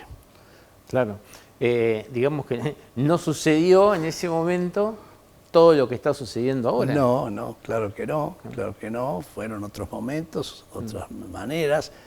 El acta es soberana. En el acta, a ver, antes de 1946, las elecciones terminaban a las 6 de la tarde, se cerraba la urna, se la lacraba y se la mandaba al correo. No había un escrutinio provisorio. De allí habrás escuchado, Manuel, entonces la famosa década de los años 30, el fraude. ¿Dónde se hacía el fraude? Y el fraude se hacía obviamente en el correo. Claro. En el correo, donde, y como no había un escrutinio provisorio, había que creer en las autoridades de correo. Y las autoridades de correo generalmente eran afectas a la autoridad del momento. Por lo tanto, vivimos años muy difíciles en aquellos años que va un poco desde el 6 de septiembre del 30 hasta julio del 43, bueno, la elección fue en febrero del 46 y esas elecciones que ganó el general Perón fueron totalmente transparentes, nadie puso duda en la legitimidad. Claro. Posteriormente entonces nace esto de hacer el escrutinio a las 6 de la tarde y esa acta lleva la firma del fiscal peronista, del fiscal radical, del fiscal conservador. ¿Y quién va a hacer mal un acta? La acta puede haber... Imagínense, esta elección de ahora, los votos, estaba viendo, nulos, bueno, no llegan a mucho más allá de 150, para un universo de más de 25.000 votantes en 25 de mayo, muy importante. Los votos, impugnar al elector, porque a veces impugna el voto, no, se impugna a la persona. Bueno, hubo 48 impugnados, nada más, o sea que realmente sí es sorprendente, Manuel, en esta última elección, el voto en blanco. El voto en blanco para intendente trepó casi a los 2.500 personas, que son más del 8%, y el voto al gobernador, tanto Grindetti, Grindetti, Axel Kicillof o Píparo, En 25 de mayo, el de gobernador ascendió el voto en blanco al 11,5%. Son estas cifras que ustedes han hecho conocer y que son significativas. Claro, sí, el sí. voto en blanco. Pero del voto en blanco, es blanco, no se puede rascar mucho en el fondo de la olla. Claro. Es blanco. No hay nada en el sobre. Y de lo otro, 48 impugnados y 150 nulos. Recurrido, no hay, nulos. A mí me pasó, evidentemente lo tuve que aceptar, pero le cuento en la mesa mía una boleta prolija de Juntos, pero con la estampita de la Virgen. Y bueno, la fiscal justicialista, por más católica que fuese, lo que sea, me dijo, no, es nulo, porque no puede tener una estampita, ni una medallita, ni una moneda. Bueno, tuvimos que aceptarlo, porque así lo dice el Código Electoral, y dice la palabra estampita. Claro. Pero yo le decía, mirá, es la Virgen, pero no hubo nada que hacer. O sea que esto le demuestra que los fiscales justicialistas fueron muy bien preparados, bien afilados, con el cuchillo, digamos, a donde tiene que estar. O sea que no hay que se hayan equivocado en la suma. No, la gente no es tonta, está atenta, cumple bien con el fiscal. A veces puede ocurrir que las autoridades de mesa, puede ocurrir que no tengan toda la cultura cívica necesaria, pero el fiscal, los 98 fiscales radicales y los 98 peronistas son unos tigres ahí. O sea que no da lugar para ningún error de nada. Por eso no sé por qué. Está la figura también del fiscal general, ¿no? Que generalmente ese también es muy... Y bueno, el fiscal general, que lógicamente el fiscal general es una figura de apoyo. Bueno, ¿qué pasa acá o acá? En fin, boletas, por supuesto. El fiscal de mesa por ahí quiere ir al baño. Bueno, viene el fiscal general, se sienta, lo suple, pero está el mecanismo, no hay manera, no hay forma. Realmente no comprendo por qué se ha producido esta duda, porque, seamos claros, el justicialismo nunca dio una sola cifra. Es decir, bueno, nosotros no nos da 9.706, nos da este número. No han dicho ningún número. No han mencionado ninguna mesa. Decir, bueno, en la mesa 33 tenemos tal problema. No, es tirar así una sospecha, pero sin precisar a dónde ellos creen tener la diferencia. Y ratifico, los 98 peronistas han hecho muy bien la tarea de fiscalización, no pueden ser gente que vaya en contra de sus propios partidos en la suma. Es decir, a lo mejor se pueden distraer en la presidencia o en la gobernación, donde el 25 de mayo, con sus 25.000 electores, obviamente no va a definir la ley. Pero en la de intendente, no, evidentemente son los tigres, de un lado y del otro. Claro, sí, han ido muy preparados. Sí, muy preparados. Y así debe ser, y defender bien su voto y el de la ciudadanía. Bueno, de hecho, el tema de la estampita, ¿no? O sea, ese voto no sirvió. No sirvió. Y le tuve que dar la razón a la fiscal justicialista de que si así dice el Código Electoral, corresponde entonces, por más que todos queremos a la Virgen, porque somos católicos, al menos una buena porción de la población. Claro. ¿Y se dio alguna cuestión así parecida ahí en la mesa donde estuviste, Gustavo? ¿Alguna cuestión de esa así o ha sido anecdótico nada más? No, evidentemente hay que tener cuidado también lo dice el código, en el corte de boleta, que hubo mucho corte. El corte tiene que ser prolijo, porque si usted tiene la lista 132, 134, lo que sea, de un lado queda el 1 y el 3, y del otro lado quedó el 2 o el 4, lamentablemente es nulo. Es decir, está todo prolijo, se ve el color, se ve el candidato, se ve el nombre, el cargo, se ve todo, pero si se corta ese número, me pasó en La Paso. Una fiscal, en este caso de la Libertad Avanza, un fiscal, varón, de la Libertad Avanza, anuló ese voto de Cambiemos porque evidentemente el corte pasaba mal. Lo tuve que aceptar. Claro. O sea que estaban todos ahí bien... Sí. Por eso es que hay que hacer una tijerita, algo para hacer el corte prolijito.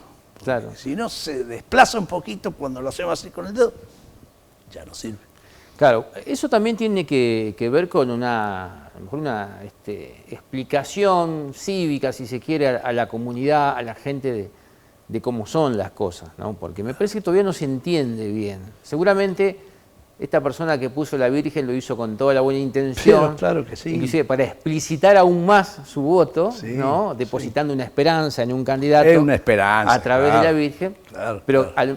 ni se debe haber dado cuenta que eso Sí. iba a hacer que su voto fuera en balde, digamos, ¿no? Así es. Por eso me parece que, teniendo en cuenta todas estas cosas, nos siguen haciendo falta algunas capacitaciones cívicas a la población. Sí, claro que sí, claro que sí. Lo que pasa es que las elecciones generalmente, a ver, la elección del 15 tiene una luz de 400 votos. Entonces, lógicamente, promediando las 8:30, 9 de la noche, Martín Torres saludó al entonces jovencito Ralinqueo, de 30 años, lo saludó como corresponde, como cívicamente corresponde y de todo punto de vista. En el 19, Ralinqueo amplió, Sí. prácticamente rondó casi los 1000 votos de diferencia, casi, estuvo cerca de los 12.000. Y Martín Torres superó 11.100. Bueno, pero también el saludo como corresponde y demás. Esta vuelta, la aparición de un tercer actor hizo que tanto Juntos como el Frente por la Patria bajara el caudal.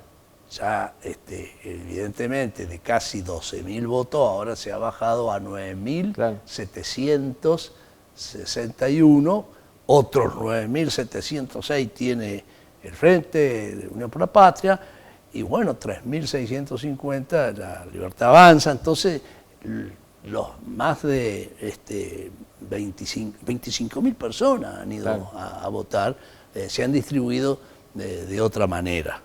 Claro. Pero bueno, indudablemente en los próximos días la Junta va a proceder a proclamar las autoridades, pero vuelvo a repetirte, el acta es soberana, me dijo alguno que sabe de estas cosas. El acta, están las firmas. Claro. A lo mejor algún partido más chico puede no tener los 98 fiscales y entonces no haber firmado alguna que otra acta porque no tenía fiscal.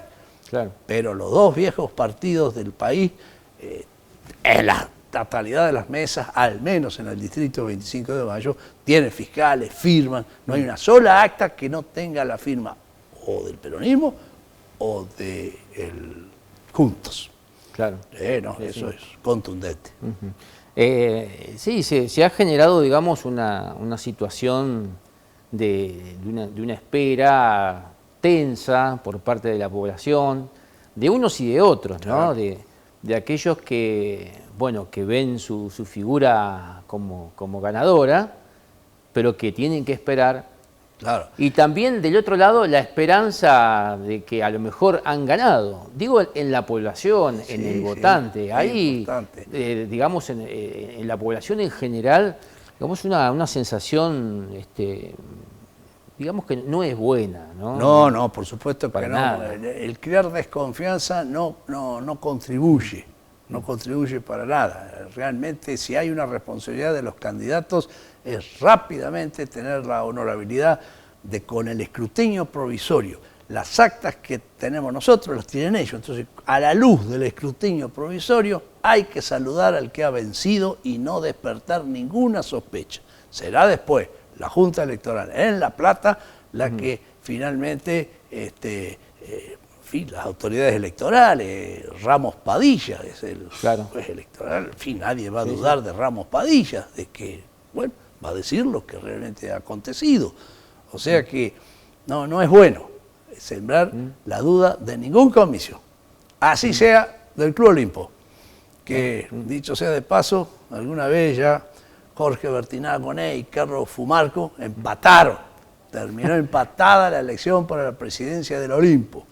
Bueno, se consultó a los viejos socios de aquel entonces, el escribano Goñi, Pancho Rivas, el médico torrino-laringólogo, bueno, unos y otros, ¿qué hacemos? ¿Qué no hacemos? Hasta que se aceptó la doctrina Rivas, tirar la moneda. Y al tirar la moneda, Carlos Fumarco fue presidente del Club Olimpo de 25 de mayo. Sí, linda anécdota esa, ¿no? Sí. Gustavo, ¿y qué opiniones te merece la aparición de Milei, de La Libertad Avanza, en general? Bueno, la aparición de nuevas expresiones políticas siempre son bienvenidas, pero en el marco del respeto, en el marco de respetar a las grandes tradiciones partidarias de la Argentina.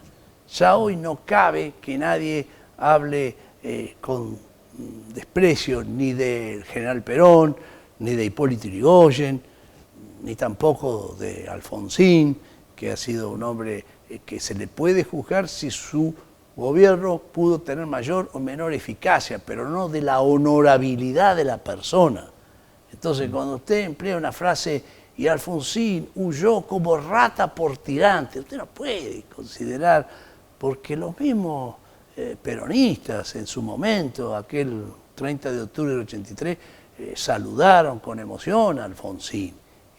Cafiero, cuando vio que Alfonsín podía peligrar en Semana Santa, se puso al lado de Alfonsín, o sea, Luder se puso al lado también de Alfonsín, o sea, no se puede ahora venir un muchacho joven como el que viene ahora a decir las cosas que ha dicho de una figura de la respetabilidad de Alfonsín como persona. En general los políticos no tienen que atacar a las personas, tienen que atacar a las ideas. Entonces decir, bueno, Alfonsín gastó más, gastó menos, y entonces la inflación o la hiperinflación. Bueno, puede decir, bueno, Alfonsín se adjudica que tuvo una gran inflación en su gobierno. Sí, todo eso sí, pero no atacar a la persona. Y el candidato que ha aparecido de La Libertad Avanza ha atacado a las personas, direccionadas, a algunas personas y otras no. O sea que no es tonto, direcciona. Es decir, en definitiva, ha surgido un antirradicalismo, pero una cosa insólita. Ya, nosotros en tiempos de lucha contra el Partido Conservador, sí, por supuesto, el diario La Prensa, aún La Nación, en los años 20, que no habrán dicho de Hipólito Yrigoyen, pero en el fragor de aquellos años de la lucha y de las personas vivas. Después, la muerte de todas esas personas va a que se hace un reconocimiento histórico. Y bueno, esto es una cosa insólita, se vuelve a resultar ataque. ¿Quién va a atacar la elección del doctor Yrigoyen en 1916? Que no fue fácil tampoco, o sea, hacían falta electores en el colegio electoral y hubo que convencer a los electores de la provincia de Santa Fe, radicales, pero radicales evidentemente con otra mirada que no era exactamente la que podía tener, para que los electores de Santa Fe voten a Yrigoyen en el colegio electoral. Yrigoyen, al ver todas esas cosas, se vino acá de la Riestra, se instaló en Los Médanos y le dio la orden a sus colaboradores que no atiendan a nadie, no quiero saber más nada. Bueno, finalmente los electores de Santa Fe decidieron votar a Yrigoyen y Yrigoyen fue proclamado presidente. Y llegó el telegrama a la estación en Norberto de la Riestra y el empleado tuvo que ir hasta Los Médanos y no lo querían recibir. Dice, bueno, déjenlo pasar. ¿Y qué trae usted? Y dice, doctor Yrigoyen, usted es el nuevo presidente de la Nación. O sea que para ver, el hombre, no, está bastiado, entonces sacó ese tironeo, no se puede andar tironeando, un voto, otro. Bueno, indudablemente que detrás de todo esto estaba alguien que fue, en ese entonces, era el gobernador de la provincia de Buenos Aires, el gobernador Ugarte. Que uno de los pocos casos es que, siendo gobernador, tenía un pueblo. Porque en 1908 nació gobernador Ugarte, en homenaje a Marcelino Ugarte, caudillo conservador de la provincia de Buenos Aires, y bueno, que hizo todo lo posible para hacer todas las artimañas posibles en el colegio electoral, sumar los votos de la Torre, en fin, todo lo que más pudo, y bueno, finalmente no lo logró. No obstante eso, Ugarte después llegó a importantes funciones, y bueno, alguna vez yo me pregunté en La Plata por qué en la esquina del Banco de la provincia de Buenos Aires el gobernador Oscar Allende, unos 50 años después de la muerte de Ugarte, descubrió un busto a Ugarte. Y bueno, estudiando es que Ugarte rehabilitó el Banco de la provincia de Buenos Aires, porque la crisis del 90 al Banco Nación y al Banco Provincia se lo llevó puesto. Claro. Tuvieron que cerrar las puertas. El Banco Nación, vía Pellegrini, rápidamente, el Banco Nacional resucitó como Banco de la Nación Argentina. Cuando Pellegrini dice, creo en su destino. Y bueno, el destino ahí está. Claro. Pero el Banco de la Provincia de Buenos Aires, que estaba en 25 de mayo, tuvo que cerrar sus puertas y reabre alrededor de 1905 por gestiones del gobernador Marcelino Ugarte. O sea que en definitiva, bueno, por eso Allende, que estaba en las antípodas del pensamiento de Ugarte. Pero claro, era otra política, otra visión, ¿no es cierto?, de cómo deben ser las cosas, reconocer los aciertos y bueno, los errores surgen de las diferencias. Claro. Qué interesante, ¿no? Todo esto, haciendo un paréntesis, que tenga tanto que ver con nosotros, ¿no? Con el 25 de mayo. Por un lado, se entera Irigoyen que es presidente de la Nación En Norberto de la Riestra, en Los Médanos, en Norberto de la Riestra, con, me imagino, ese guarda o el telegrafista. El hombre que estaba con el papel, estaba con el papel. Temblaba, ¿cómo no me van a dejar pasar? Claro, yo quiero ver al doctor Irigoyen para decirle esto. Claro, también su, si se quiere, digamos, su momento histórico, ¿no? Sí, claro que sí. Personal, familiar, seguramente después. Debe ser una anécdota familiar eso, Sí, ¿no? claro. En este hombre. Y por el otro lado, Ugarte, ¿no? Del otro lado, haciendo lo posible para que este hombre no sea presidente, Claro, y que después lo tenemos acá también. En Ugarte, lógicamente, ahí tenía su establecimiento rural González Escarrá, comisionado municipal el 6 de septiembre de 1930 en 25 de mayo. González Escarrá es padre del político conservador González Berger, y González Berger es el tío de Felipe Solá. Claro. O sea, mire, 25 de mayo está vinculado por todos lados a la alta política. González Berger, conservador, bueno, Felipe Solá, ya más joven, estudió en el Nacional Buenos Aires y se impregnó de esas ideas que en los años 70 reclutaron a muchos jóvenes en apoyar las ideas que después llevaron a Cámpora en el 73 a la presidencia de la Nación, ¿cierto?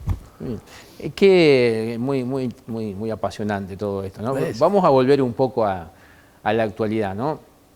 Ahí estábamos viendo todo el movimiento que ha hecho Patricia Bullrich. Ella dice un poco también en forma personal,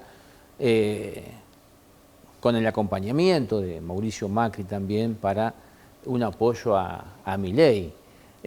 ¿Cómo se ha tomado esto, ¿no? Porque bueno, muchas personas Juntos por el Cambio han votado esta fórmula de Patricia Bullrich y hoy ven, no con tan buenos ojos, lo que está llevando a cabo, ¿no? Sí, lo de Patricia Bullrich, te debo confesar, Manuel, me tiene totalmente perdido para emitir un juicio de valor. Patricia Bullrich, bueno, todos sabemos, o algunos, que tiene en sus raíces nada menos que ser bisnieta de Honorio Pueyrredón, el canciller de Hipólito Yrigoyen. O sea, cuando terminó la Primera Guerra Mundial, Yrigoyen manda a Alvear y a Honorio Pueyrredón con el mandato de que la victoria no da derechos, mucho menos pecuniarios, o sea que los vencidos tengan que pagar a los vencedores. Decía Yrigoyen con acierto que eso iba a llevar a un desastre y en el año 23 surge el primer movimiento de Hitler y encuentra eco, porque una Alemania obviamente totalmente devastada en lo que hace a que el marco no valía nada. Claro. Una inflación brutal y el peso alemán, el marco no valía nada. Bueno, tenía Yrigoyen. Bueno, lo cierto es que Patricia luego, familiarmente, por algunas cuestiones que se han conocido, de su hermana mayor y demás, bueno, contacto con Galimberti y demás, hace que militen la juventud peronista. Después, con los años, obviamente aparece finalmente militando o siendo ministra de la Rúa, en fin, pero un derrotero que nadie podía imaginar que podía terminar apoyando a un hombre cuyo lenguaje no tiene nada que ver, aún con la forma de actuar, de pensar de Patricia Bullrich, que a lo largo de toda la campaña ha sido una mujer educada en el sentido de su lenguaje. Bueno, sin embargo, yo creo que el que perdió un poco la brújula en todo orden ha sido el ingeniero Macri.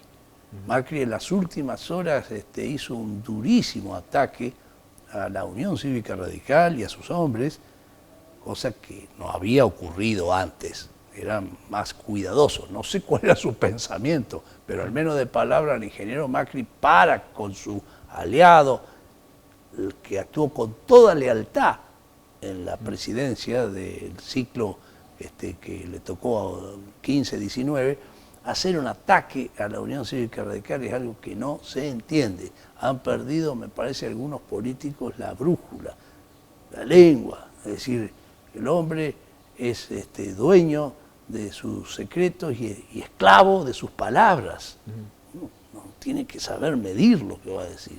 ¿Qué gana Macri con atacar violentamente a la Unión Cívica Radical y llevarla a Patricia Burri? Patricia Burri ha ganado en 25 de mayo con el voto de toda la población. Yo personalmente a los 71 años he salido a distribuir casa por casa la boleta de Patricia Burri.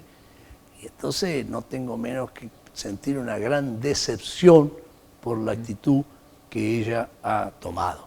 Todos son medidas respetables, pero la actitud que ha tomado, inconsulta, esto sí que es entre gallos y medias noches.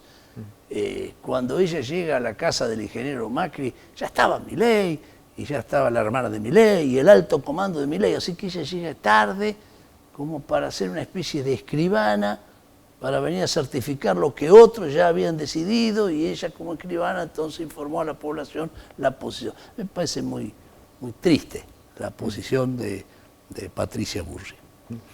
Gustavo, ¿cómo creéis que va a terminar esto acá en 25 de mayo? Que se va a definir ahora la semana que viene. Sí, no, bueno, el 25 de mayo yo tengo plena fe en la justicia, en el juez Ramos Padilla, Alejo Ramos Padilla, el juez electoral, y va a terminar como lo que dicen las actas, o sea, dando ganador a Ramiro Ewen, que evidentemente yo por allí escribí algo en el diario local.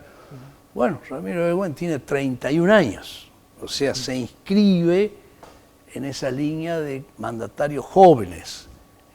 El primero de ellos, podría decir, fue don Alfredo Lafalle. Para mí, don Alfredo, en aquel entonces tenía 29 años, y en 1924.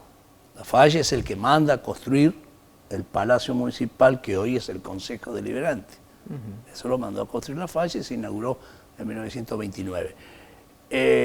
Bueno, Ralinqueo, cuando gana, también tiene 30 años, pero el más jovencito de todos fue Armando Unanue, que asumió en 1948, con el voto peronista, a los 28 años. Fue elegido después en el 51, vuelto a elegir en el 54, vuelto a elegir en el año 62 en los comicios que Frondizi anuló al mandar la intervención federal. Claro.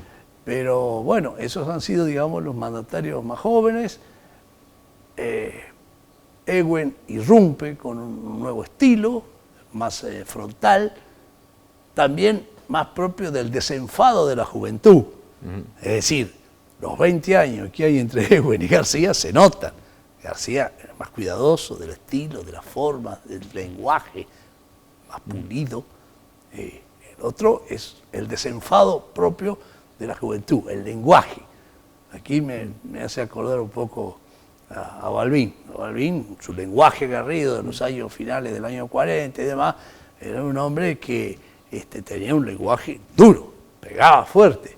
Entonces, bueno, algún juez federal de Rafaela le imputa la figura de desacato al presidente de la nación. Y eso lo lleva a que lo echen, porque eso de desafuero, a lo que no se entiende, lo echan de la Cámara de Diputados. Nunca volvió Balbín a la Cámara. Y bueno, el 30 de septiembre del 49, mirándole a los ojos a Cámpora, que era el presidente de la Cámara, le dice: señor presidente, yo no tengo la culpa de mi lenguaje, es el que me enseñó la adversidad. Bueno, lloraban unos cuantos, y incluso algunos peronistas que se habían pasado al peronismo también. Y 35 años después, en 1974, ya un hombre canoso de 70 años, dice, este viejo adversario viene a despedir a un amigo. Es decir, los años lo habían cambiado. Así que un poco paragoneando esto, yo no sé, pero vos, Manuel y Gastón, es probable que vean un Ewell más viejito y con algún lenguaje, lógicamente, más acorde a la edad.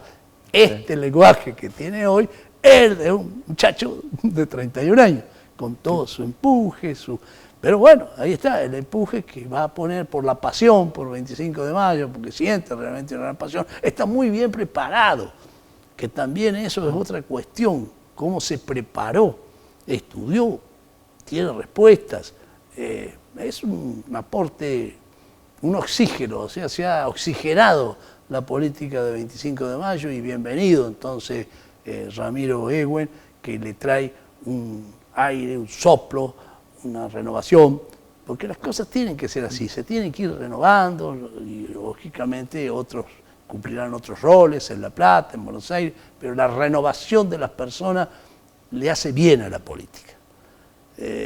Y bueno, esperamos que nuestro distrito crezca. Hará 10 días publiqué también ahí cómo ha evolucionado el crecimiento poblacional de 25 de mayo con respecto a sus vecinos, principalmente a nuestros primos hermanos del otro lado del charco, los de Saladillo. Y bueno, en los tiempos de democracia, Saladillo tuvo un incremento poblacional del 45%. 25 de mayo solo del 6%. Hay que poner cómo nacimos. En el censo del año 95, por no ir al del año 69, el Sarmiento, que todavía las fronteras estaban un poco desdibujadas.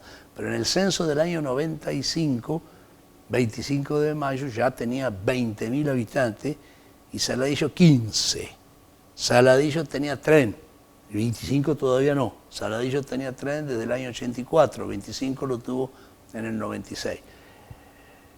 En el censo de Sarmiento, Chivilcoy tenía 14.000 habitantes y 25 de mayo 10.000. Así que en algún momento estuvimos muy cerca de Chivilcoy. Claro. Hoy Chivilcoy tiene 70.000 habitantes y 25 de mayo 36.676.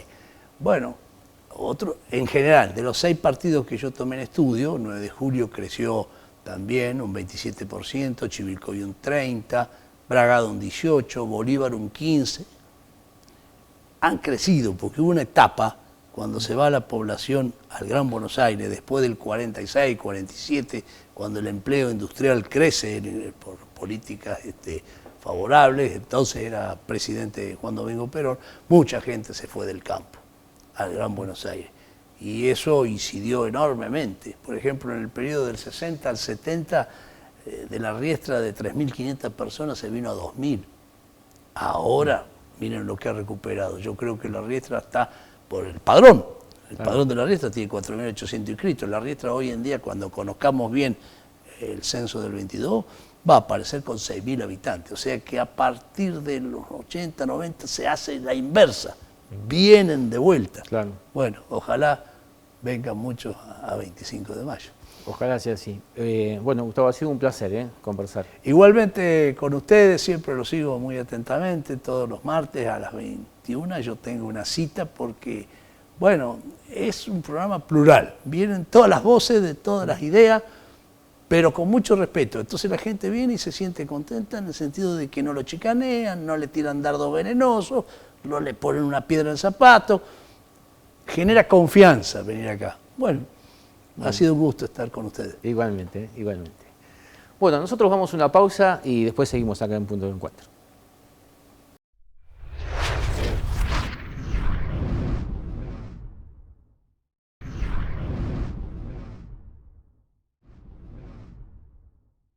Bien, Gastón, final para el punto de encuentro del día de hoy. Bien, muchas cuestiones para empezar a hablar, para empezar a definir. Esperemos el martes que viene tener concreciones, porque a nosotros también nos para la gente por la calle y nos dice, ¿qué pasa? Claro. ¿Cómo es la situación? Bueno, recién ustedes tenían aquí a 2 personas que también hablaban de esta situación, ¿no? hay una cuestión de que no se define y eso genera mucha incertidumbre, ¿no? Porque hasta quienes tienen la certeza, en este caso de Juntos por el Cambio, de haber ganado la elección, al poner en duda, desde Unión por la Patria, genera, internamente también, ¿no? La situación de decir, bueno, ¿en qué va a quedar todo esto? Si bien lo ha dicho acá Mercedes Quilachi, que no hay dudas de la elección que ha hecho Juntos, los planteos presentados o los planteos dados a conocer, al menos en los comunicados, empiezan a generar dudas, ¿no? Y empiezan a generar dudas que tienen que ser resueltas nada más y nada menos que por la Junta Electoral. Nosotros nos encontraremos el próximo martes, Dios mediante, ojalá ya con un resultado puesto. Muy bien. Muy Ojalá bien. que sea así. Nos vemos.